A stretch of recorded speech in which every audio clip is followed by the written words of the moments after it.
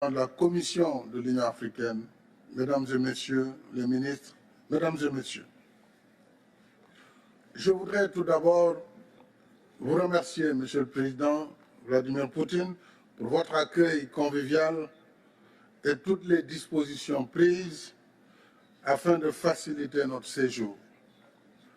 Je me réjouis de vous retrouver pour la troisième fois en 2 ans, après notre rencontre du 3 juin 2022 à Sochi, en ma qualité de président en exercice de l'Union africaine, et plus récemment, le 17 juin dernier, dans le cadre de la mission africaine de bons offices.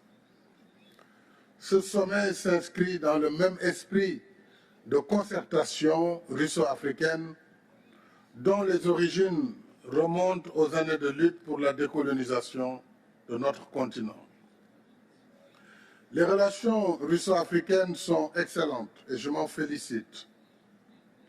Mais je pense que nous avons encore des efforts à faire pour donner un contenu plus consistant à notre coopération économique.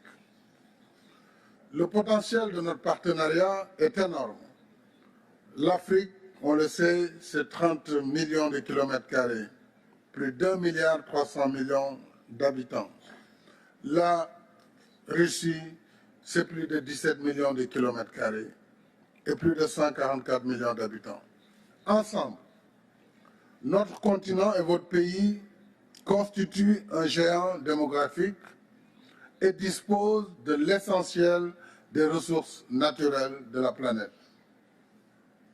Nous avons donc de quoi coopérer dans quasiment tous les domaines.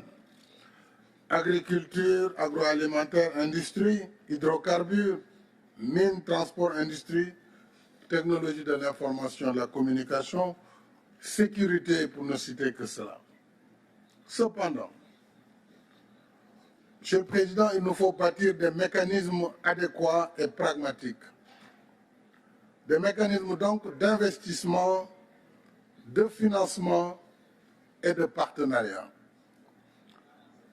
On aura remarqué que je ne parle pas d'aide, parce que je ne crois pas en l'aide en réalité.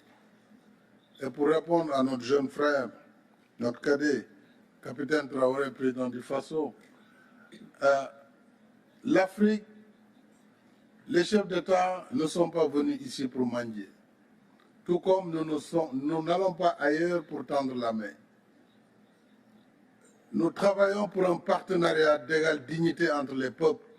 C'est le même discours qu'on tient à Dakar, ici à Saint-Pétersbourg ou à Washington.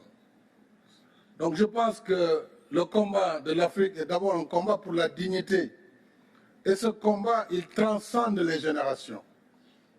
Je suis très heureux, moi, d'être à côté du président Museveni ou du président Denis Sassou Nguesso, qui ont été pour l'un des combattants de la liberté, pour d'autres, des modèles de résilience. Et chaque génération a son combat à mener. Le nôtre, c'est de combattre d'abord le terrorisme qui est en train de gangréner notre continent. Mais aussi, c'est de travailler pour le développement de notre continent. Mais si on y regarde de très près, pourquoi l'Afrique en est à cette situation? C'est justement le poids de l'histoire, l'héritage de l'esclavage, de la colonisation qui se poursuit à travers des manifestations de néocolonialisme et à travers l'injustice du système que nous combattons au quotidien. Nous avons demandé la réforme du système des Nations Unies. Nous avons demandé la réforme de la gouvernance mondiale qui, aujourd'hui, conditionne la vie de nos États. Et quels que soient par ailleurs nos efforts, si ces règles ne sont pas modifiées, eh bien, nous n'irons nulle part. C'est pourquoi il est important que nous travaillions dans la solidarité, que nous travaillions également à l'échelle du continent, puisque les défis sont majeurs. Nous avons des micro-États hérités du Congrès de Berlin qui nous empêchent de travailler à l'échelle. Si on ne comprend pas cette situation, on perdra beaucoup de temps sans efficacité. Je crois que la Russie, avec ses capacités en matière d'investissement, peut travailler avec l'Afrique sur ces grands projets régionaux. Et l'Afrique a besoin d'infrastructures de développement. L'Afrique a besoin de chemins de fer. Elle a besoin d'électricité, de barrages. Elle a besoin de la sécurité collective.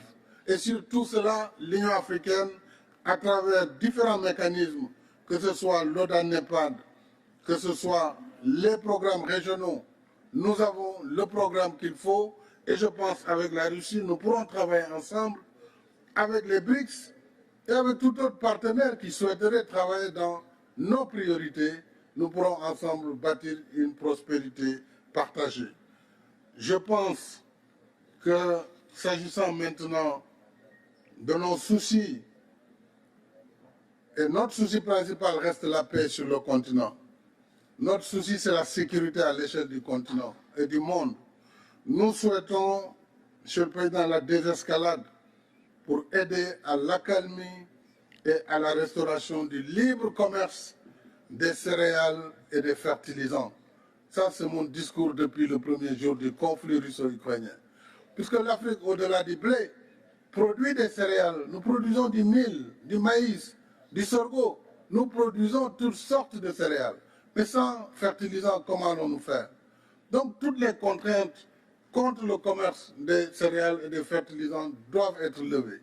Mais ce soir, nous verrons le président et je pense que nous aurons l'occasion, sur l'initiative de la paix africaine, d'avancer sur ces sujets. Mais aussi, cela nous permettrait, par rapport aux autres partenaires sur les restrictions par rapport au commerce, de plaider pour la levée de toutes les restrictions afin que les pays puissent retrouver un commerce libre au bénéfice de toutes les populations. Monsieur le Président, je vais m'en arrêter là puisque je ne voudrais pas être plus long, mais nous souhaitons une action de la Russie à l'échelle de l'Union africaine dans le domaine de la sécurité. Nous avons une architecture de la paix pour l'Union africaine. Nous sommes en train de voir comment l'Afrique peut prendre en charge dès lors que le Conseil de sécurité a failli à cette mission qui est de restaurer la paix partout dans le monde. Le terrorisme gangrène notre continent sans qu'il n'y ait aucune solidarité majeure en faveur de l'Afrique. Donc ce sujet-là, je pense que c'est un sujet important pour notre sommet. L'autre sujet important, je l'ai dit, c'est vraiment l'investissement que nous devons pouvoir faire ensemble pour une prospérité partagée. Je ne peux terminer, Monsieur le Président, sans vous féliciter et vous remercier pour le soutien diligent que vous avez apporté à la demande d'adhésion de l'Afrique comme membre de plein droit du G20. Cela participe de notre revendication pour une gouvernance politique et économique mondiale plus juste et plus inclusive, y compris par la réforme du Conseil de sécurité, afin que l'Afrique y trouve enfin une place plus conforme aux réalités de notre temps. Encore une fois, merci pour votre invitation et plein succès à nos travaux. Je vous remercie de votre aimable attention. Спасибо.